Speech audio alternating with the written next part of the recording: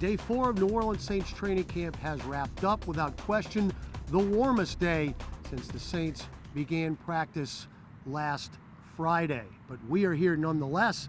It is the New Orleans Saints training camp show. I'm Todd Graffagnini along with John DeShazier. JD, first of all, let's talk about the heat. You can start to see some guys feeling it. Of course, second day in pads, but definitely the warmest day we've had out here. Yeah, someone said the temperature was 86 degrees and a heat index of 94, and I think they were lying. We saw some guys, I believe, really succumb to the heat and have to go in and probably get a little hydration. It was warm out there, and guys expend a lot of energy out there in the field, so you always want to be cautious about it, take precaution. Trainer Scotty Patton is out there with the guys and making sure that everybody is properly hydrated, and if they're showing any signs of distress, get them inside and get them hydrated. Well, the news of the day, JD, is that the New Orleans Saints have released Cameron Meredith. Very unfortunate, and you feel for him because he never got a chance to show what he could do. He just never was able to get on the field. Yeah, the Saints thought highly of him. He was a restricted free agent from Chicago, so they had to structure a deal where the Bears would not match that deal, and unfortunately for Cameron Meredith, he never got an opportunity to be totally healthy. We saw some flashes, and he came into this training camp cleared, full go for practice, but he just couldn't stay on the field long enough to give the contributions that the Saints were hoping for. Yeah, you saw him jog off the field yesterday after stretching. We thought he would be back probably today, but it never was to be. Yeah, it didn't look like much when he was jogging off, but you never know what the severity of a guy's injury and what's going on with him. And then you add in the fact that the more time he misses, the more everyone else is able to step up and move ahead of him. It just made it a really untenable position for him. Let's hear from New Orleans Saints head coach Sean Payton on Cameron Meredith. Just the one roster move today. We signed offensive lineman Patrick Omame, and then we waived wide receiver Cam Meredith, so it keeps our numbers at 90. Anything after practice here? Coach, why the release of Meredith? Just, the injury he had set him back, and then some of these younger guys now have just been, doing a good enough job, and it's hard with the numbers. It's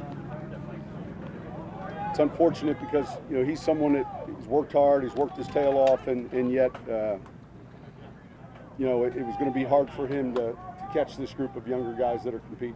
Did he have any more swelling or soreness or anything? Well, there was always that up and down, but he cleared and was, back full go, and it was still a matter of really us looking at the roster fit. Well, fourth-year defensive coordinator Dennis Allen has his system in place. And JD, you think about last year, the Saints were number 2 in rushing defense, number 4 in sacks. With all the younger guys really starting to come into their own, this has the chance to be a special defense again. Yeah, the beauty is the familiarity. The longer guys are in the system, the more they get acclimated and the more comfortable they feel playing with one another and with their assignments. And if you're able to get that, guys are able to play a lot faster and instinctually instead of having to read and react and really not knowing where they're going. Let's hear from defensive coordinator Dennis Allen. Well, look, I think we're further along now than maybe where we were 2-3 years ago in terms of what we're going to ask them to do. There's a lot of repeat in terms of the things that we're doing schematically. So guys have heard the defense, they've played the defense, they understand how they're supposed to fit within it. So we're probably a little bit further ahead.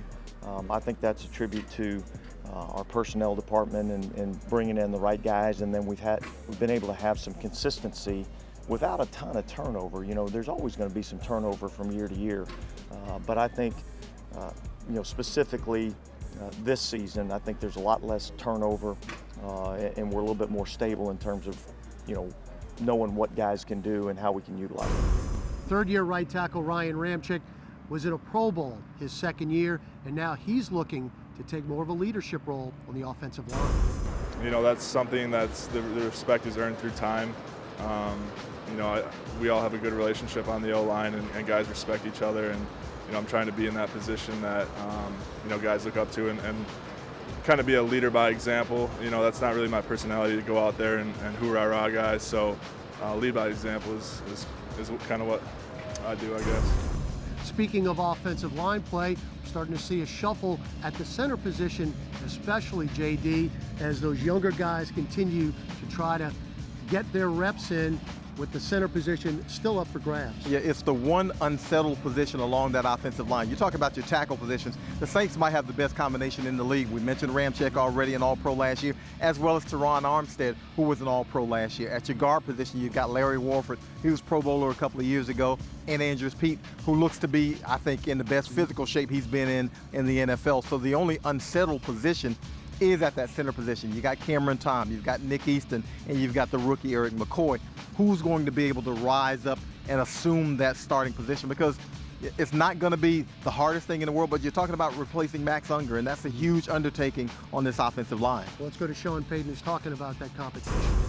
Well, look, just the overall consistency, the two new players, and then I think, under center snaps for McCoy are maybe a little bit more frequent than he's used to, and it's early though. I mean, we've just second day in the pads, so I thought we got good work in today. We hit a stretch in the middle of practice where it kind of lagged, and then I thought we picked it back up a little bit better. Coming up in our next segment, we have an interview with senior offensive assistant Curtis Johnson. Welcome back to the New Orleans Saints Training Camp Show right here on CST. Todd Graffagnini live at camp along with wide receivers coach Curtis Johnson. First of all, Coach, it's great to see you again, and what's going to be like old times with us out here? Oh, man, it's good to be back with my old friend Todd. Todd, man, we've come a long way. This is big time. I'm glad you're here, man. Coach, it's so glad to see you, as I mentioned. Look, you're a wide receivers coach. You've been in this game a long, long time.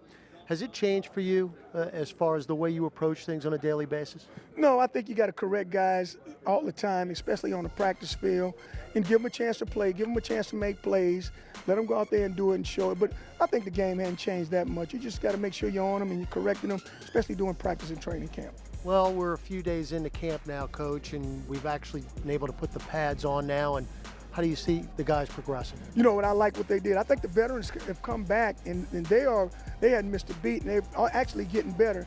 Austin Carr's having a wonderful camp so far. Traquan showing he can still run. Ted Ginn's doing some stuff that I hadn't seen him done, even last year. So these guys are coming along pretty good. Coach, when you talk about someone like Emmanuel Butler, who's already made a lot of plays in this camp, obviously trying to make an impression on the coaches, what does he bring to the table? Well, he has made a positive impression. He's big, he's fast, he's physical. He's just got to continue to learn how to play the game, but Emmanuel's doing an outstanding job for us, man. One thing he's doing now, he's catching the ball. Coach, obviously your best receiver, Michael Thomas, is not here, but that opens doors up for other guys with spots open to make an impression, and sometimes you can take advantage of these opportunities. And I think that's what they're doing. I think they're getting more balls, they're getting more reps for them. They're doing a lot more. They're playing a variety of different positions, and we covering for Mike right now. But, I mean, they are making a positive impression on us and on me and our coaching staff. As we progress throughout camp, and again, we're still pretty early in the game here, what are you looking for as far as the receivers throughout the board? Right. Right now, continue to improve, continue to work on the things, just the little things. I thought last year we were a little bit shy of, we had 3 guys who hadn't played, Kirkwood, Traquan, and Austin hadn't played very much. Now they've improved on just the little things that we're doing with this offense. So if we can work on those things with those guys and then bring those other kids up to speed, I think we have a good core. And can you see their development as far as what you're seeing in the meeting rooms, as far as them understanding the game, those younger guys? Absolutely. Those guys are really doing a great job teaching these younger players what we expect. They're teaching them about Drew and Teddy and all those, JT and Taysom. So I think these guys have progressed a lot this year. Well, Coach, again, it's great to see you, and look forward to many more of these interviews and much success down the road. Thank you, my friend. Good seeing you again. That is wide receiver coach Curtis Johnson of the New Orleans Saints. I'm Todd Graffagnini. We'll be back to wrap up the show. New Orleans Saints Training Camp Report right here on CST. It is the final segment here on the New Orleans Saints Training Camp Show. I'm Todd Graffagnini along with John DeShazier. JD, wide receiver Cyril Grayson has made some nice impressions during camp. Of course, he who went to LSU and is looking to make a spot on the team. I'll tell you what, one thing we found out about Cyril Grayson, the dude can run. He can run, and he can run fast. There aren't many cornerbacks, defensive backs, any backs who can stay in front of him when he gets up a full head of steam. And now whether or not he can translate that onto the football field as a football player, that remains to be seen. He's had a couple of cups of coffee with some other franchises. The Saints are hoping to be able to tap into that potential. Let's hear from the wide receiver from Archbishop Rummel High School. It's good because on the way home, we kind of have on the way to the hotel, we kind of have about a 2-hour break, so I get to stop at home, you know, and feed my dog, and peek in the door at my mom's house and just say, hey, you know, and then go back outside. So it gives me a chance to reset in between days, and it's nothing like home. It's nothing like the hometown fans, and a lot of people support me and want me to be here. So I think I'm putting a good foot forward. I'm learning. I'm making mistakes. I'm stacking my bricks, though, and that's the most important. Well, JD, with the Heat today, we saw some of the veterans taking their quote-unquote vet days, participating very early in practice, but then taking off the team drills. Well, you get a little bit older and you need those maintenance days, and especially guys who understand what's going on around here. So wide receiver Ted Ginn Jr., left tackle Teron Armstead, left guard Larry Warford had his yesterday. And so we see guys as we go along in camp kind of getting those veteran days. Cameron Jordan, defensive end, also one of the guys today, being able to take those days off, maintain their bodies. Well, JD, they took today off. We won't take tomorrow off. That's going to wrap it up from our New Orleans Saints training camp show right here on CST. Saints will be back at it at 8:50 a.m. tomorrow for day 5. Todd Graffagnini, John DeShazier, we'll see you tomorrow right here on CST.